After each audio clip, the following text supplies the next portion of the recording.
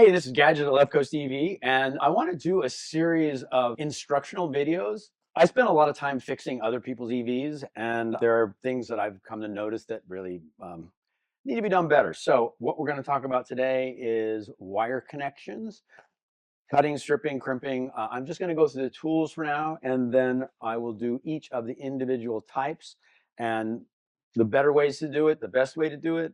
But today I'm just going to go through tools, so I don't have to go through tools over and over again. You can just see what you need, get the basic tools, and then you'll be ready to do your conversion. First off, let's talk about cutting and stripping, right? So on your bigger cables, you're going to need some big cable cutters like these, or I also find that if you have a good sharp set of PVC cutters, small PVC cutters, they will also cut the cables just fine.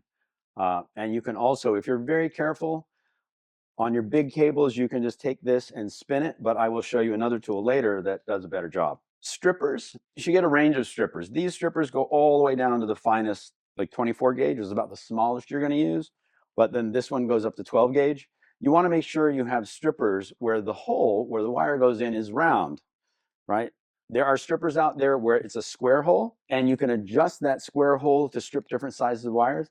However, you want to be careful not to nick your wires, especially the ones that are running the high current. And that's really important because there is vibration in the car, and if there's a nick in the wire, it's going to break.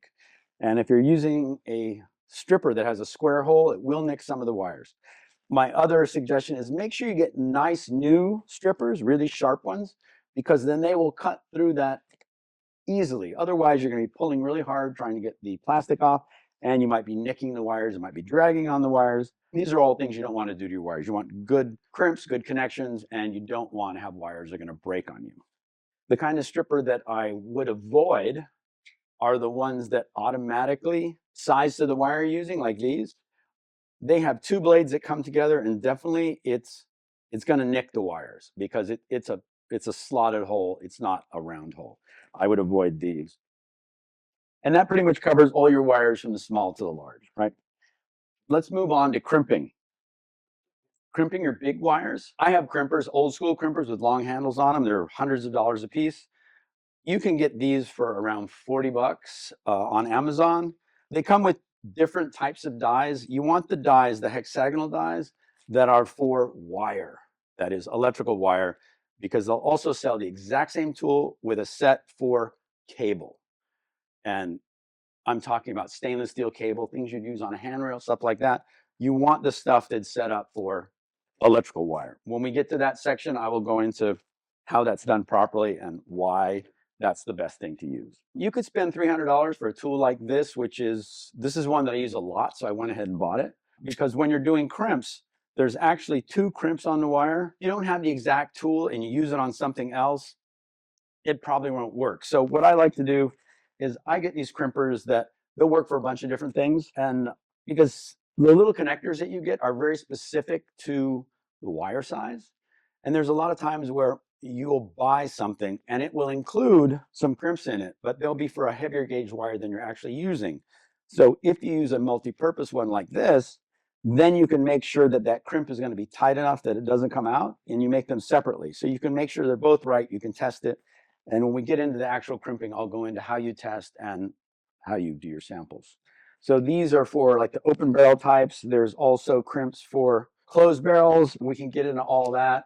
None of these are very expensive. All this stuff is Amazon, 20 bucks, 25 bucks. This is a great thing if you have a conversion where you have little wires that need to go into something with a screw that screws down on top of them. There's a ferrule that will go over the wire and protect it.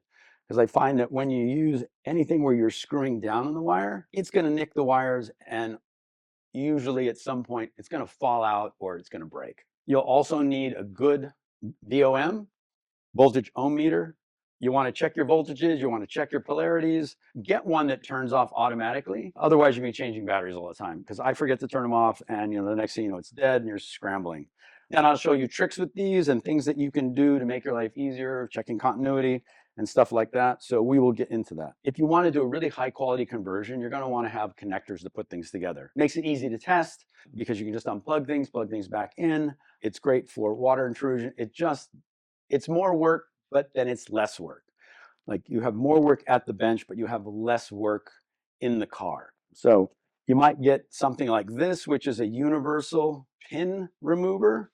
And there's tons of these different things in here. If there's some that you're going to use a lot of, I would suggest getting a tool like this, also on Amazon. Not very expensive, and you can get different tips and they're interchangeable. And that's a real lifesaver. The other thing that's super helpful, I cannot emphasize this enough, is getting something like this. When you get to your smaller wires where you can put this on, right? And then you've got this extra magnifying. And that works really great. But you can also just get a pair of cheap reading glasses that are extra strong, because you want to be able to look at them really close to make sure your crimps are right. You know, even with my normal glasses, which seem pretty good, I definitely want to do a better inspection. When you get down to 26 gauge wires and you're trying to do a crimp on the wire and a crimp on the insulation, you want to see that it looks good. It's super important. And then once we get into the different connectors, we can go into the specifics of all that.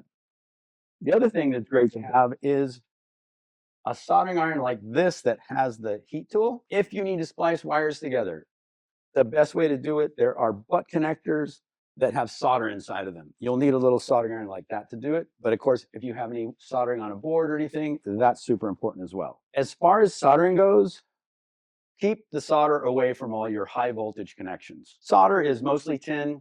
Tin is about 4 times, or 1/4, let's say, it's 1/4 the conductivity of copper. So if you take, I've seen where guys have taken a little socket, they put the wire in, they flood the thing with solder, and it looks beautiful. But when you start pouring 500 or 600 amps through there, there's enough resistance that the tin actually boils and blows out of there and will eject the wire from the connector.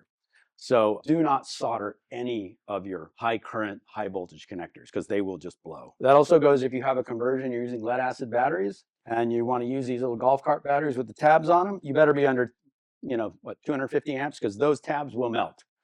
If you're going to go with car batteries, golf cart batteries, always use the ones with the posts, the tapered posts. They'll take the current without melting or blowing up.